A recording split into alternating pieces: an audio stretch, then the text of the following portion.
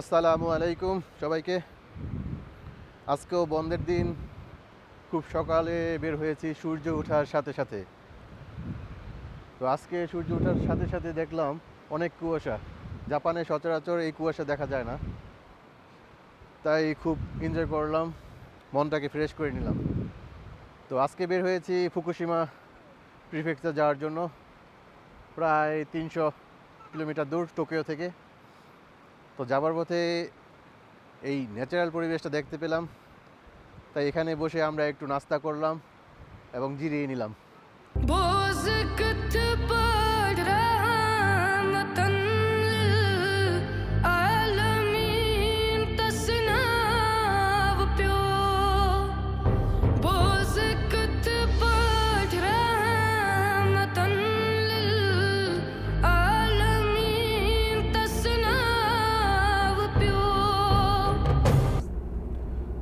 আমরা ফুকুশিমার দিকে যাচ্ছি।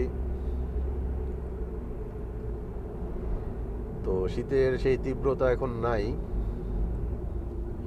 রৌদ্রের তাপে বরফগুলো আস্তে আস্তে গলে যাচ্ছে এবং আজকে রৌদ্রের জন্য প্রচুর পর্যটকরা ঘুরতে আসছে।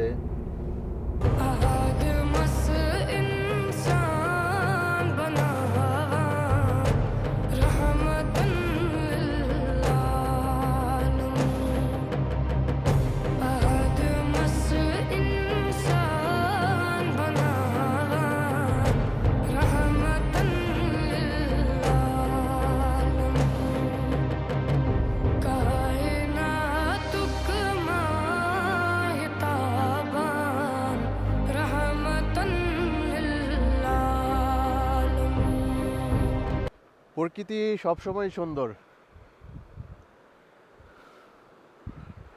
শীত, গ্রীষ্ম, বর্ষা, শরৎ, হেমন্ত যাই আসুক না কেন, প্রকৃতি তার নিজের মতন করে সেজে নেয়। চারদিকে বরফ এবং তার মাঝখান দিয়ে ঝর্ণা বয়ে যাচ্ছে। অপরূপ সৌন্দর্য। যেহেতু অনেক রৌদ্রের তাপ, তো এখন অতটা শীত মনে হচ্ছে না। বরফগুলো খুব সহজেই হাতে ধরা যাচ্ছে। কিছুদিন আগেও এত শীত ছিল, খালি হাতে বরফগুলো ধরা যেত না। শীতের শেষ মৌসুমে রৌদ্রের তাপে বাড়ির ছাদে জমে থাকা বরফ আস্তে আস্তে গলে পড়তেছে। আমার পিছনে দেখতে পাচ্ছেন old village, old farmer house. প্রাচীন কৃষকরা এখানে বসবাস করত, এখনো বসবাস করে, তবে খুব কম। ফুকুশিমাতে এই পর্যায়ে আমরা এসেছি একটি সোনো রিসোর্ট। এটি পাহাড়ের অনেক উচ্চতায়, দেখতেই পাচ্ছেন বিশাল পাহাড় চারদিকে। এবং রিসোর্টের পাশে অনেক সুন্দর একটি হোটেল রয়েছে।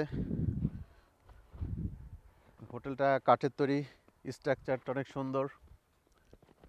আপনারা যারা স্কি খেলতে পারেন না, তাদের জন্য একটা সুন্দর ব্যবস্থা আছে এখানে। স্কুল ব্যবস্থা আছে এখানে, খুব সুন্দর যত্ন সহকারে শেখায় গ্রুপিংভাবে, একদম প্রাথমিক পর্যায় থেকে শুরু করে আপার লেভেল পর্যন্ত। তো এখানে বিভিন্ন গ্রুপ ভাগে বিভক্ত আছে। প্রচুর লোক এখানে আসে শেখার জন্য, এবং এখান থেকে শিখে বিভিন্ন জায়গায় তারা স্কি খেলে এবং খুব এনজয় করে।